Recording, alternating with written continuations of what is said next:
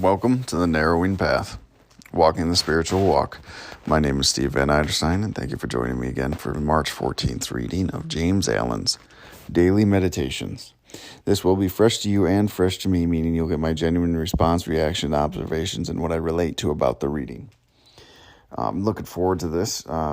Yesterday was about really owning your past and changing today so you can have a better future because we're the accumulation of every single decision, thought, and action that we've ever had.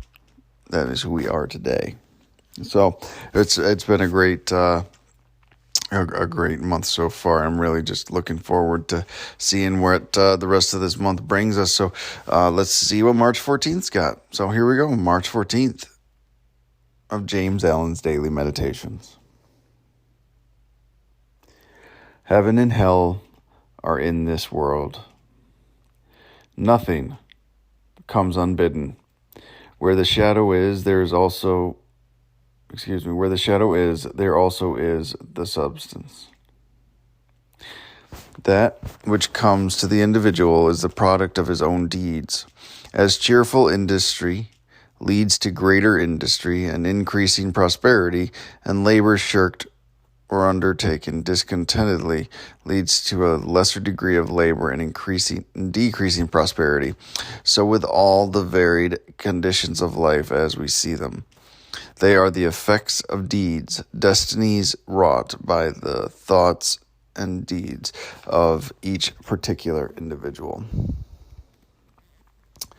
So, also with the vast variety of characters, they are the ripening and ripened growth of the sowing of deeds, a sowing not confined solely to this visible life, but going backward through the infinite life, which traverses the portals of innumerable births and deaths, and which also will extend into the illimitable future, reaping its own harvests, eating the sweet and bitter fruits of its own deeds. Life is a great school for the development of character. Of course it is.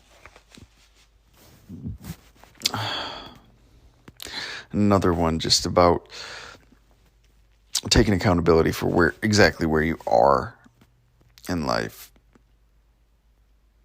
and how to look at these things. And I think that's so important, to have some accountability, some ownership of your position in life, and quit blaming people. I really like the way this opens up with the line, heaven and hell are in this world.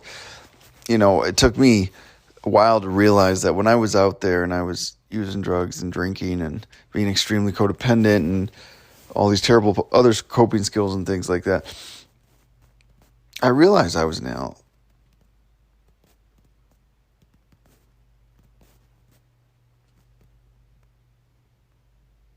Hell on earth is real, and it's inside my own mind. And after getting sober and doing a lot of work, even though who knows how much I have left to do, a lifetime, I'm sure, doing a lot of work right now, I found much of heaven here as well. Right here on earth.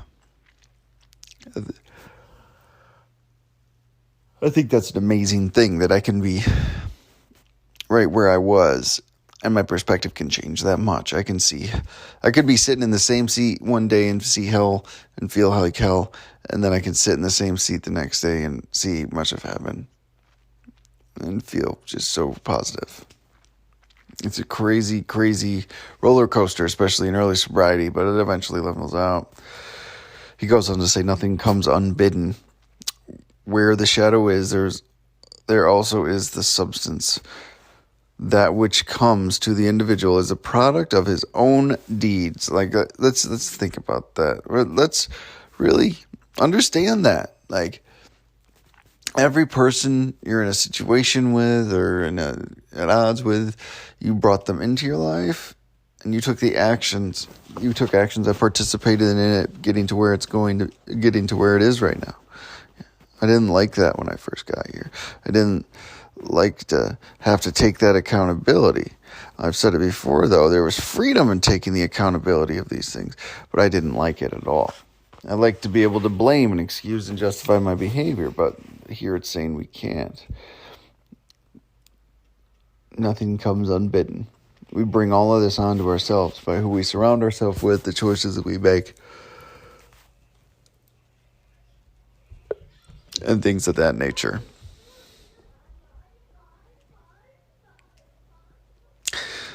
As cheerful industry leads to greater industry and increasing prosperity, labor shirked or undertaken discontentedly leads to a lesser degree of labor and decreasing prosperity.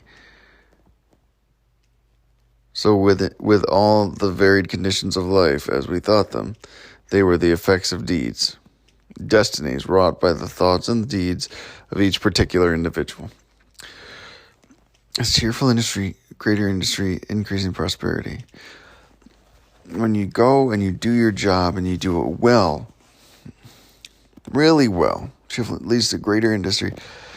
It leads you to growth in a lot of areas of your life, whether that's greater industry like we're being talked about here, and prosperity and happiness and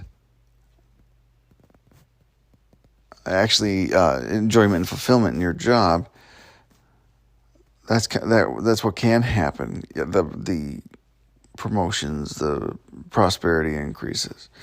But when you shirk your responsibilities,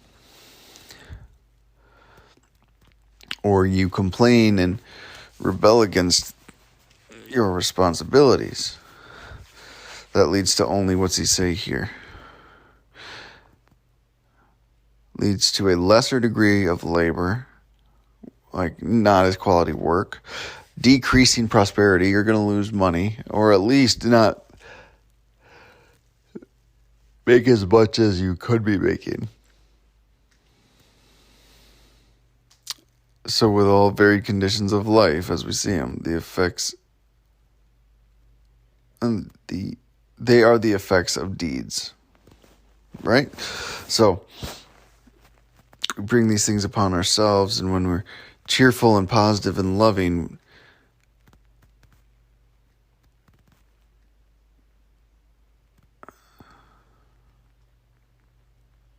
we continue to grow in prosperity and character. Destiny, he finishes that paragraph with, destiny is wrought by the thoughts and deeds of each particular individual.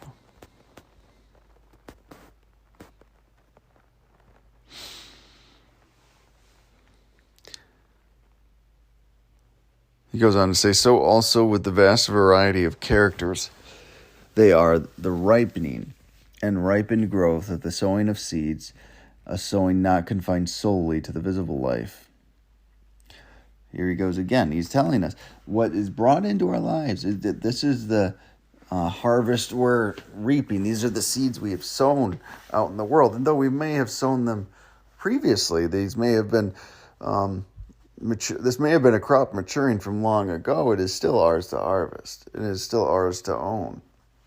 That's the painful thing. I mean, I talked a little bit about I had to make a lot of things right, but like there were still consequences coming down the line, right? Like there were still consequences for me coming down the line that I didn't even know were going to be there, or had no understanding of the extent I was going to have to make things right. But we endure and we don't make them worse. We don't accumulate more debts, and we don't sow more seeds of toxicity and pain and selfishness and self-centeredness. We don't sow those seeds anymore, right?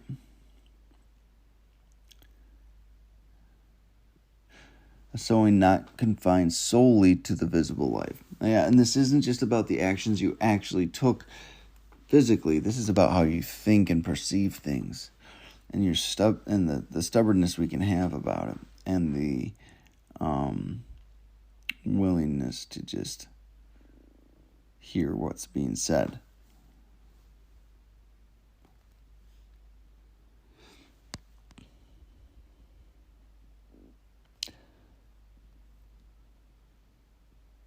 but going backward through the infinite life, which traverses the portals of innumerable births and deaths. So he's almost talking about like reincarnation here, from sounds of it. And which also will extend to the illimitable future, reaping its own harvest, eating the sweet and bitter fruits of its own deeds. Now, okay, so it's just a continuation. This is just what the human condition is about, that we are just consistently the accumulation of every experience and thought and behavior we've ever had.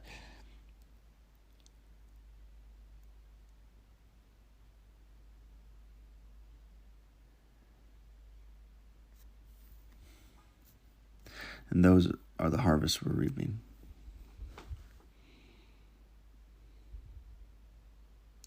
So we're not confined solely to this visible life, but going backward. And how this just continues to traverse everybody and everything. Everyone can go through this, or needs to go through this to achieve enlightenment with that level of honesty.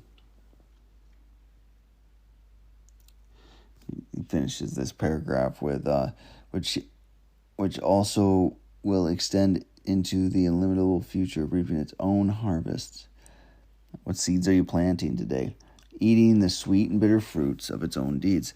We'll always have to eat the fruits of our own harvest. We'll have to always own those things. But we can get to change the way we conduct ourselves and behave one day at a time, and grow for us a better future with less baggage, as they say today. Pretty awesome. He goes ahead and ends this with, life is a great school for the development of character, which almost seems obvious to say, but I guess maybe not. Our character is developed and refined by going through life and making those decisions of what we want to represent. That's been my experience. So, it's been very big classroom for me, to say the least.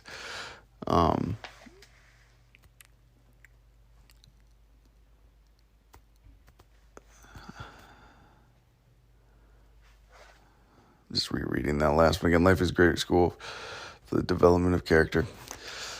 And I guess it's just an interesting way it's worded, because it's the only way you can develop it. But it's also kind of saying, hey, you're going to have to continue to do this for a lifetime as well. Develop that program and the practices that you have, and bring them into life and continue to grow and change and be a part of this world. So, I'll go ahead and end it there. Thank you all for jumping on with me for today's daily reading by James Allen. It's a daily meditation, and I look forward to seeing what the Center March brings on the 15th. So, thank you all for coming and joining me today. Until next time, bye.